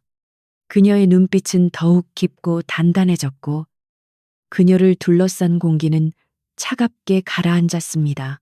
연회장 안에 남겨진 사람들은 수렬의 눈치를 보며 숨소리조차 크게 내지 못했고 화려한 파티장은 순식간에 엄숙한 재판정으로 변해버렸습니다. 수렬은 마이크를 내려놓고 단상을 내려왔지만 아무도 그녀의 앞길을 막지 않았고 오히려 길을 터주며 고개를 숙였습니다. 그녀는 그들의 침묵 속에서 두려움을 읽었고 그 두려움이 올바른 방향으로 작용하기를 바랐습니다. 이제 밤은 가장 깊은 곳을 향해 가고 있었지만 수렬의 정의는 새벽을 기다리는 별처럼 밝게 빛나고 있었습니다. 수렬은 자신의 팀원들에게 무전으로 상황 종료를 알리고 다음 단계로 이동할 것을 지시했고 그녀의 목소리에는 피로감과 함께 묘한 안도감이 배어 있었습니다. 그녀는 오늘 밤 거대한 산 하나를 넘었지만 이것은 시작에 불과하다는 것을 잘 알고 있었습니다. 하지만 그녀에게는 믿음직한 동료들과 꺾이지 않는 신념이 있었기에 어떤 시련이 닥쳐와도 물러서지 않을 것입니다. 그녀는 발걸음을 옮기며 연회장 출구를 향해 걸어갔고 그 뒷모습은 고독하지만 아름다운 전사의 초상화 같았습니다. 이날 밤의 사건은 훗날 신라호텔의 반란 혹은 별들의 추락이라는 이름으로 군 역사에 기록될 것이며 한수렬 대령의 이름은 전설이 되어 오랫동안 회자될 것입니다. 그녀가 보여준 용기와 결단력은 수많은 군인에게 귀감이 될 것이고 부패한 권력자들에게는 영원한 공포의 대상이 될 것입니다. 정의는 때로는 더디게 오지만 반드시 온다는 진리를 증명한 밤이었고 그 중심에 한수렬이 있었습니다. 이제 그녀는 새로운 전장을 향해 나아갈 준비를 마쳤습니다. 연회장의 대형 스크린은 이제 한수렬 대령의 신분 증명 화면에서 처참한 진실을 폭로하는 증거 자료들로 빠르게 전환되고 있었고 그 장면은 마치 공개 처형장을 방불케 하는 살벌함을 자아냈습니다. 화면에는 최민석 중장이 차명 계좌를 통해 수십억 원의 뇌물을 수수한 내역과 방위 산업체들과 주고받은 은밀한 계약서들이 적나라하게 펼쳐졌습니다. 그가 그토록 감추고 싶어 했던 치부들이 고화질의 스크린을 통해 수백 명의 눈앞에 전시되자 장내에는 충격과 경멸이 뒤섞인 탄식이 터져 나왔습니다. 이것은 단순한 의혹 제기가 아니라 빠져나갈 구멍을 완벽하게 차단하는 확실한 물증의 향연이었으며 최 중장의 숨통을 서서히 조여오는 올감이었습니다. 최민석 중장은 화면에 뜬 자신의 자필 서명이 들어간 이중 계약서를 보고 다리에 힘이 풀려 바닥에 주저앉았고 그의 얼굴은 시체처럼 하얗게 질려 핏기가 하나도 없었습니다. 그는 떨리는 손을 허공에 휘저으며 저것은 모두 조작된 것이라고 소리쳤지만 그의 목소리는 공포에 질려 쇳소리가 섞여 나왔고 누구에게도 설득력을 주지 못했습니다. 그는 평소 자신의 위세를 믿고 증거를 남기지 않았다고 자부했으나 수렬의 정보망은 그가 상상했던 것보다 훨씬 더 깊고 은밀한 곳까지 침투해 있었던 것입니다. 그의 완벽해 보였던 범죄의 성은 모래성처럼 허무하게 무너져 내리고 있었고 그는 그 잔해 속에 파묻혀 비명조차 지르지 못하는 신세가 되었습니다. 수렬은 단상에서 내려와 주저앉은 최중장에게 천천히 다가갔는데 그녀의 손에는 마이크가 들려 있었고 그녀의 시선은 차갑게 식어 있었습니다.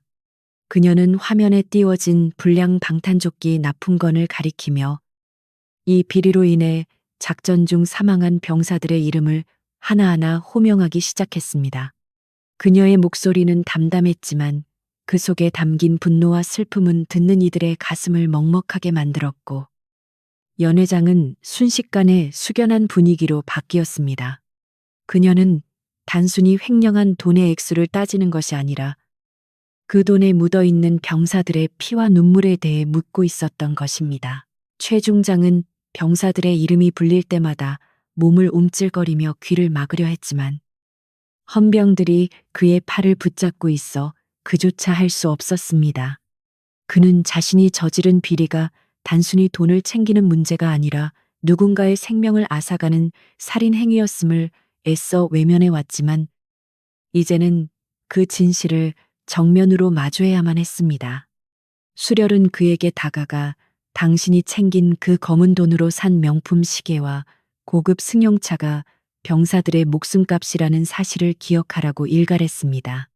그녀의 말은 최 중장의 비양심적인 가슴에 비수가 되어 꽂혔고 그는 고개를 들 수조차 없었습니다.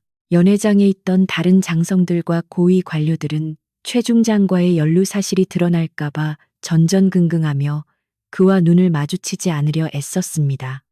화면에는 최 중장뿐만 아니라 그와 결탁한 몇몇 인물들의 이름도 간간히 스쳐 지나갔는데 그럴 때마다 객석 곳곳에서는 헛기침 소리와 함께 당황한 기색이 역력했습니다. 수렬은 그들의 반응을 놓치지 않고 예리하게 관찰하며 이 자리에 있는 공범자들에게도 무언의 경고를 보냈습니다. 오늘은 최 중장이 심판대 위에 올랐지만 내일은 바로 당신들 차례가 될 수 있다는 서늘한 메시지였습니다.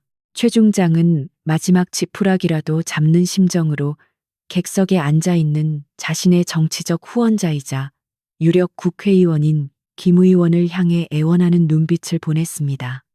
그는 평소 김 의원에게 막대한 정치 자금을 제공하며 끈끈한 유대 관계를 맺어왔기에 그가 자신을 구해줄 것이라고 굳게 믿었습니다. 하지만 김 의원은 최 중장의 시선을 외면한 채 짐짓 딴청을 피우며 와인잔만 만지작거렸고 그 냉정한 태도에 최 중장은 벼랑 끝에 몰린 듯한 절망감을 느꼈습니다. 권력으로 맺어진 관계는 권력이 사라지는 순간 신기루처럼 사라진다는 비정한 현실을 그는 뼈저리게 체험하고 있었습니다.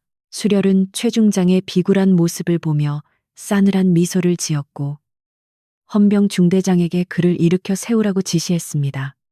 중대장과 부하들은 거칠게 최 중장의 양팔을 잡아 일으켰고 무릎이 풀린 그는 짐짝처럼 끌려 올라와 수렬 앞에 섰습니다. 수렬은 그의 어깨에 달려있는 별 3개가 박힌 계급장을 응시하다가 손을 뻗어 거칠게 뜯어내 버렸습니다. 찌지직하는 소리와 함께 계급장이 바닥으로 떨어지자 최 중장은 마치 자신의 신체가 잘려나간 듯한 고통스러운 비명을 질렀습니다. 그것은 단순한 장식품이 아니라 그가 평생을 바쳐 쌓아 올린 권위와 자존심의 상징이었기 때문입니다. 바닥에 나뒹구는 계급장은 화려한 조명 아래서 처량하게 빛나고 있었고 그것을 바라보는 최 중장의 눈에서는 굵은 눈물이 흘러내렸습니다. 그는 자신이 장군이라는 사실 하나만으로 세상 모든 것을 가질 수 있다고 착각했지만 이제 그는 아무것도 아닌 범죄자로 전락해버렸습니다. 수렬은 그에게 당신은 더 이상 대한민국 육군의 장군이 아니며 명예를 잃은 군인은 군복을 입을 자격조차 없다고 냉정하게 선고했습니다. 그녀의 선고는 법적인 판결보다 더 가혹하게 그의 영혼을 파괴했고 그는 정신적으로 완전히 붕괴되어 흐느끼기 시작했습니다. 수렬은 이어서 헌병대에게 최 중장의 자택과 집무실에 대한 압수수색 영장이 발부되었음을 알리고 즉시 집행할 것을 명령했습니다. 그녀는 이미 사전에 검찰과 협조하여 모든 법적 절차를 완벽하게 준비해 두었고 최 중장이 증거를 인멸할 시간을 단 1초도 주지 않았습니다. 최 중장은 자신의 가족들까지 수사 대상이 될 것이라는 사실에 경악하며 제발 가족만은 건드리지 말라고 울부짖었습니다.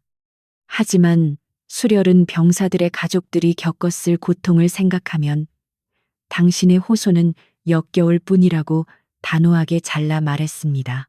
박소령은 옆에서 최중장이 무너지는 모습을 보며 공포에 질려 실금까지 했고, 그는 자신이 줄을 잘못 썼다는 사실을 뒤늦게 후회하며 덜덜 떨었습니다. 수렬은 박소령에게도 시선을 돌려 당신 역시 방조죄와 직권남용 혐의로 긴급 체포한다고 통보했습니다. 박소령은 털썩 주저앉으며 살려달라고 빌었지만 헌병들은 가차없이 그에게 수갑을 채우고 거칠게 일으켜 세웠습니다. 악의 하수인으로 살아가던 자가 주인의 몰락과 함께 파멸하는 것은 너무나 당연한 수순이었고 그 누구도 그를 동정하지 않았습니다. 연회장의 분위기는 이제 공포를 넘어선 일종의 카타르시스로 변해가고 있었고 사람들은 정의가 실현되는 과정을 숨죽여 지켜보았습니다.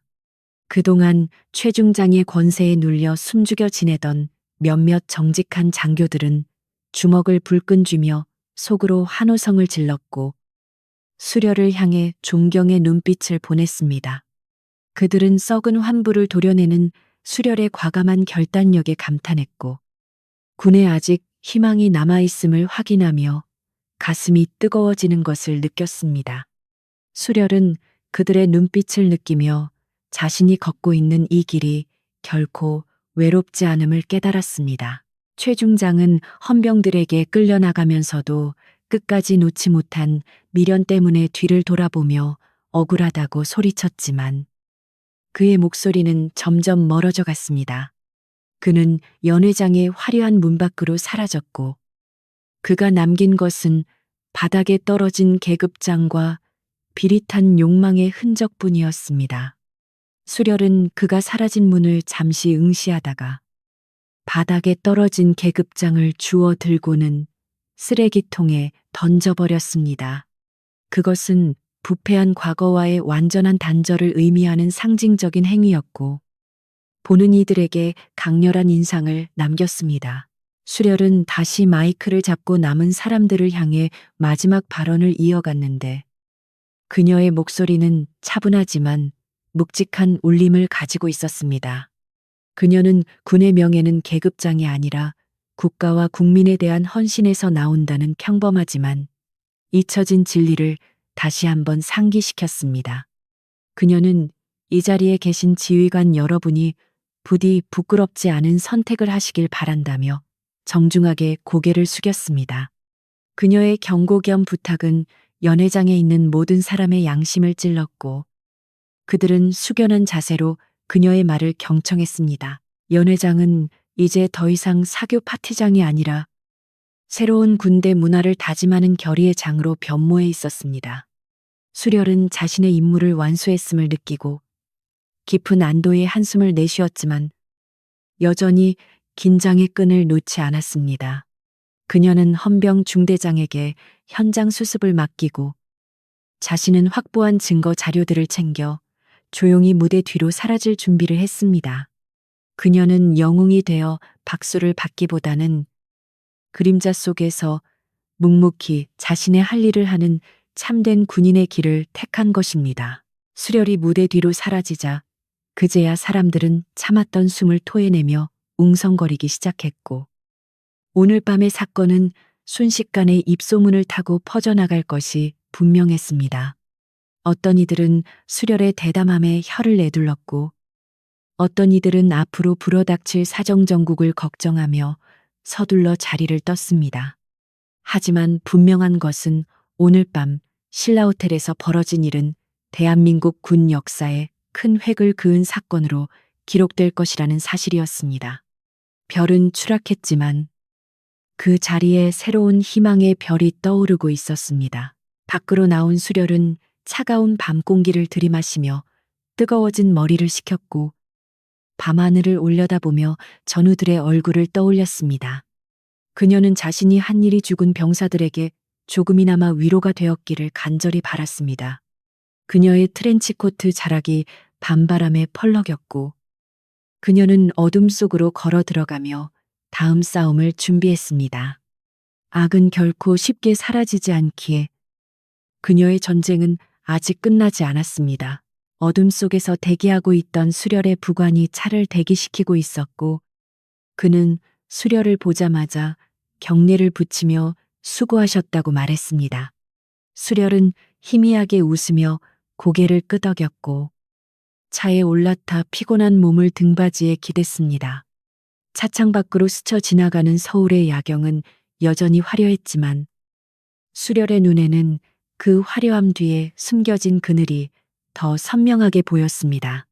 그녀는 이 도시를 그리고 이 나라를 지키기 위해 자신이 감당해야 할 무게가 얼마나 무거운지 다시 한번 실감했습니다. 차는 미끄러지듯 호텔을 빠져나갔고 수렬은 눈을 감고 잠시 휴식을 취하려 했지만 머릿속은 복잡한 생각들로 가득 차 있었습니다. 최중장의 배후에 있는 더 큰 세력들이 가만히 있지 않을 것이라는 예감이 들었고 그녀는 더욱 치밀한 전략이 필요하다고 판단했습니다. 하지만 그녀는 두려워하지 않았습니다. 그녀에게는 지켜야 할 신념이 있고 함께할 동료들이 있었기 때문입니다. 내일은 또 다른 태양이 떠오를 것이고 그녀는 다시 전장으로 나갈 것입니다. 이로써 최민석 중장의 화려했던 시대는 막을 내렸고 그는 차가운 유치장에서 자신의 죄를 뉘우치며 남은 생을 보내게 될 것입니다. 권불십년이라는 옛말이 틀리지 않았음을 그는 몸소 증명해 보인 셈이었습니다. 한수렬 대령의 이름은 정의의 상징으로 떠올랐고 그녀의 이야기는 많은 이들에게 회자되며 용기를 심어줄 것입니다. 폭풍이 지나간 자리에 새살이 돋아나듯 군대도 이번 일을 계기로 자정의 노력을 기울이게 될 것입니다. 밤은 깊어 새벽을 향해 달리고 있었고 수렬의 차는 어둠을 뚫고 빛을 향해 질주하고 있었습니다. 그녀의 여정은 험난하겠지만 그녀는 결코 멈추지 않을 것입니다. 진정한 별은 하늘에 있는 것이 아니라 어둠을 밝히는 사람들의 가슴 속에 있다는 것을 그녀는 알고 있었기 때문입니다. 이제 세상은 그녀의 다음 행보를 주목하게 될 것입니다. 최민석 중장의 처절한 비명이 연회장 문 너머로 완전히 사라지고 나서야 홀 안에는 무거운 침묵만이 덩그러니 남았고 그것은 폭풍이 휩쓸고 지나간 자리에 남은 폐허의 고요함과도 같았습니다. 화려한 샹들리에는 여전히 눈부시게 빛나고 있었지만 그 아래 서 있는 사람들의 표정은 잿빛으로 변해 있었고 그들은 마치 보이지 않는 감옥에 갇힌 죄수들처럼 서로의 눈치만 살피며 숨을 죽였습니다. 방금 전까지 권력의 정점에서 오만함을 뽐내던 자가 하루아침에 나락으로 떨어지는 모습을 목격한 그들은 자신들이 누리고 있는 이 부귀영화가 얼마나 덧없고 위태로운 것인지를 뼈저리게 실감하고 있었습니다. 바닥에 흩어진 깨진 와인잔 조각들은 그들의 산산조각난 자존심을 대변하는 듯했고 붉은 와인 자국은 지워지지 않는 치욕의 상처처럼 카펫을 물들이고 있었습니다. 한수렬 대령은 흐트러진 호흡을 가다듬으며 천천히 단상 주변을 정리했고 그녀의 손길은 냉철한 이성을 되찾아 다시금 완벽한 군인의 모습으로 돌아와 있었습니다. 그녀는 주변을 둘러보며 아직도 공포에 떨고 있는 하객들을 향해 마지막으로 경례를 올렸는데 이는 승자의 여유라기보다는 군인으로서 국민과 국가에 대한 예의를 갖추는 절도 있는 행동이었습니다. 그녀의 눈빛은 더 이상 날카로운 칼날 같지 않았지만 그 깊은 곳에는 여전히 타협할 수 없는 정의에 대한 신념이 묵직한 바위처럼 자리 잡고 있었습니다. 그녀는 자신이 이곳에서 해야 할 일은 모두 끝났음을 직감했고 이제 남은 것은 이 소란스러운 무대 뒤로 퇴장하여 본연의 자리로 돌아가는 것뿐이었습니다. 수렬이 발걸음을 옮겨 출구로 향하자 굳게 닫혀있던 사람들의 마음속 벽이 허물어지듯 홍해가 갈라지며 자연스럽게 길이 만들어졌고 아무도 그녀의 앞을 막아서지 못했습니다. 그녀의 트렌치코트 자락이 움직일 때마다 사람들은 흠칫 놀라며 물러섰지만 그들의 눈빛 속에는 두려움과 함께 알 수 없는 존경심이 피어오르고 있었습니다. 그들은 평소 여성 군인을 멸시하거나 무시해왔던 자신들의 편협한 사고가 얼마나 어리석었는지를 깨달았고, 진정한 강함은 성별이나 계급장이 아니라 내면의 단단함에서 나온다는 사실을 인정할 수밖에 없었습니다. 수렬의 뒷모습은 그 어떤 거구의 장군들보다 거대해 보였고, 그녀가 남긴 발자국은 그들의 가슴 속에 깊은 인장을 남겼습니다. 호텔 로비를 빠져나와 회전문을 통과하자 차가운 겨울 밤 공기가 수렬의 얼굴을 스치며 달아올랐던 열기를 식혀주었고, 그녀는 깊은 숨을 들이마시며 폐부 깊숙이 스며드는 청량함을 느꼈습니다.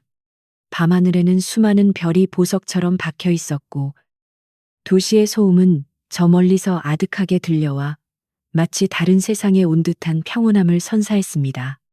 연회장 안의 탁하고 욕망으로 얼룩진 공기와는 달리 밖의 세상은 여전히 냉혹하지만 정직하게 흘러가고 있었고, 수렬은 그제야 긴장이 풀리며 어깨에 힘을 뺄 수 있었습니다. 그녀는 잠시 멈춰서서 밤하늘을 올려다보며 오늘 자신이 지켜낸 것이 단순히 법규가 아니라 누군가의 희망이었기를 간절히 기도했습니다. 어둠 속에서 대기하고 있던 검은색 세단 한 대가 미끄러지듯 수렬의 앞으로 다가왔고, 운전석에서 내린 부관 김대위가 절도 있는 동작으로 문을 열어주며 그녀를 맞이했습니다. 김대위는 수렬의 표정을 살피며 작전이 성공적으로 끝났음을 짐작하고 안도의 미소를 지었지만, 동시에 그녀가 짊어졌을 심리적 무게를 걱정하는 기색도 역력했습니다. 수렬은 김대위의 어깨를 가볍게 두드리며 수고했다는 짧은 인사를 건넸고, 그 말 한마디에는 수많은 감정과 신뢰가 담겨 있어 긴 설명이 필요 없었습니다. 그들은 생사를 넘나드는 작전을 함께 수행해 온 전우였기에 말하지 않아도 서로의 마음을 읽을 수 있는 깊은 유대감을 공유하고 있었습니다. 차량에 탑승한 수렬은 시트에 몸을 깊숙이 묻고 눈을 감았고, 차는 부드럽게 출발하여 화려한 호텔을 뒤로 한 채 어둠 속으로 질주하기 시작했습니다. 차창 밖으로 스쳐 지나가는 가로등 불빛이 그녀의 얼굴에 명암을 드리웠고, 그녀는 머릿속으로 오늘 확보한 증거물들과 앞으로 진행될 후속 조치들을 꼼꼼하게 점검했습니다. 최민석 중장의 구속은 시작에 불과했고, 그와 연결된 방산 비리의 몸통을 찾아내기 위해서는 더욱 험난한 과정이 기다리고 있을 것이 분명했습니다. 하지만 수렬은 두려움보다는 투지가 솟구치는 것을 느꼈고, 자신이 선택한 이 길이 결코 틀리지 않았음을 다시 한번 확신했습니다. 다음 날 아침, 대한민국 전역은 전날 밤 신라호텔에서 벌어진 초유의 사태로 발칵 뒤집혔고, 모든 뉴스 채널과 신문 일면은 최민석 중장의 체포 소식으로 도배되었습니다. 별들의 추락, 여군 대령의 반란, 방산비리의 민낯 등의 자극적인 헤드라인이 쏟아져 나왔고, 국민들은 분노와 함께 한수렬 대령이라는 새로운 영웅의 등장에 열광했습니다. 인터넷 여론은 뜨겁게 달아올랐고, 그동안 군 내부의 부조리에 침묵해왔던 예비역들과 현역 군인들의 양심 선언이 이어지며 사회적인 파장을 일으켰습니다. 수렬의 신상은 철저하게 기밀에 붙여졌지만, 그녀가 보여준 정의로운 행동은 사람들에게 큰 울림을 주며 희망의 불씨를 지폈습니다. 국방부는 즉각적인 특별수사팀을 구성하여 최 중장과 연루된 모든 인물에 대한 대대적인 수사에 착수했고, 성역 없는 조사를 약속하며 성난 민심을 달래기에 급급했습니다. 최 중장은 구치소 독방에 수감되어 변호사를 통해 혐의를 부인하려 했지만, 수렬이 확보한 증거들이 너무나 명백하여 빠져나갈 구멍은 없었습니다. 그는 군사법정에서 징역 20년의 중형과 함께 불명예 전역을 선고받았고, 그가 부정하게 축적한 모든 재산은 몰수되어 국고로 환수되었습니다. 그의 몰락은 부패한 권력자들에게 보내는 강력한 경고 메시지가 되었고, 군 내부에는 자정의 바람이 불기 시작했습니다.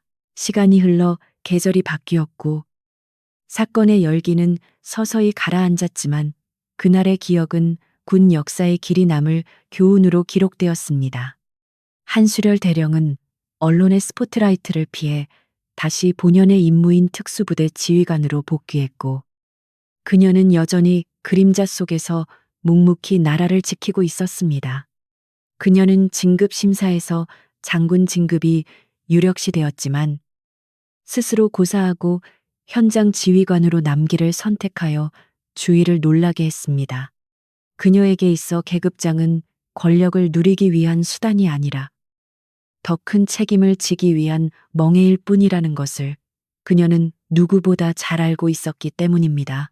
어느 맑은 봄날 오후, 707 특수임무단 훈련장에는 거친 기합 소리와 함께 흙먼지가 피어오르고 있었고, 수렬은 연병장 단상에 서서 훈련병들의 모습을 지켜보고 있었습니다. 그녀의 눈빛은 여전히 매서웠지만 그 속에는 후배들을 향한 따뜻한 애정과 기대가 담겨 있어 그녀가 얼마나 군을 사랑하는지 짐작게 했습니다. 그녀는 훈련병들에게 강인한 육체뿐만 아니라 올바른 가치관과 도덕성을 갖춘 군인이 될 것을 강조했고, 그것이 바로 진정한 승리의 열쇠임을 가르쳤습니다.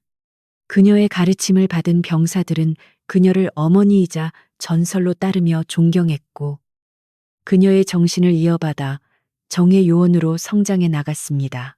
훈련이 끝나고 석양이 붉게 물들 무렵, 수렬은 집무실로 돌아와 창가에 서서 지는 해를 바라보며 지난 날을 회상했습니다. 최민석 중장과의 대결은 그녀의 군 생활에서 가장 치열했던 전투 중 하나였지만, 동시에 그녀 자신이 어떤 군인이 되어야 하는지를 다시 한번 깨닫게 해준 소중한 계기이기도 했습니다. 그녀는 자신이 걷는 이 길이 외롭고 험난할지라도 결코 포기하지 않고 끝까지 나아갈 것을 다짐했습니다. 세상에는 여전히 어둠이 존재하고 그 어둠을 틈타 욕망을 채우려는 자들이 있겠지만, 빛을 지키려는 사람들이 있는 한 정의는 결코 패배하지 않을 것입니다. 수렬은 책상 위에 놓인 낡은 사진 액자를 집어들었는데, 그 속에는 임관식 때 찍은 앳된 모습의 자신과 전우들이 환하게 웃고 있었습니다.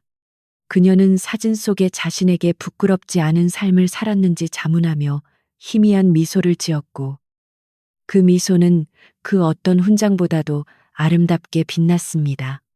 그녀는 액자를 내려놓고 다시 군복 상의를 갖춰 입으며 모자를 눌렀었는데, 그 동작에는 변함없는 결의와 긍지가 서려 있었습니다. 그녀에게는 아직 완수해야 할 임무가 남아 있었고, 내일은 또 다른 태양이 떠올라 그녀를 새로운 전장으로 부를 것입니다. 밤이 깊어지자 부대의 불빛들이 하나둘 꺼져갔지만, 수렬의 집무실 불빛만은 늦은 시간까지 꺼지지 않고 어둠을 밝히고 있었습니다. 그녀는 서류 더미 속에서 새로운 작전 계획을 검토하며 밤을 지새웠고, 그녀의 그림자는 창문에 길게 드리워져 마치 거대한 수호신처럼 보였습니다. 사람들은 그녀를 유령이라고 불렀지만, 그녀는 그 누구보다도 생생하게 살아 숨쉬며 국가와 국민을 위해 헌신하는 사람이었습니다. 그녀의 이야기는 끝나지 않고 계속될 것이며, 그녀가 남긴 발자취는 뒤따르는 이들에게 영원한 이정표가 될 것입니다. 바람이 불어와 연병장의 태극기를 힘차게 펄럭이게 했고, 그 소리는 마치 수려를 응원하는 힘찬 함성처럼 들려왔습니다. 세상이 아무리 혼탁해져도 누군가는 깨어 있어야 하며, 누군가는 그 무게를 짊어져야 한다면 그녀는 기꺼이 그 짐을 질 준비가 되어 있었습니다. 이것은 한 영웅의 영웅담이 아니라 묵묵히 자신의 자리를 지키는 모든 참된 군인들에 대한 헌사였습니다. 폭풍이 지나간 뒤에는 반드시 새벽이 오고, 그 새벽은 깨어있는 자들에게만 허락된 축복임을 그녀는 알고 있었습니다. 이제 모든 이야기가 막을 내렸고 수렬은 책상 위에 스탠드 불을 끄고 어둠 속으로 걸어 나갔습니다. 문이 닫히는 소리와 함께 그녀의 모습은 사라졌지만 그녀가 남긴 정의의 향기는 오래도록 그 공간에 머물러 있을 것입니다. 거대한 악에 맞서 당당하게 승리한 그녀의 전설은 여기서 끝이 아니라 새로운 시작을 알리는 서막이 될 것입니다. 한수렬, 그녀의 이름은 영원히 기억될 것입니다.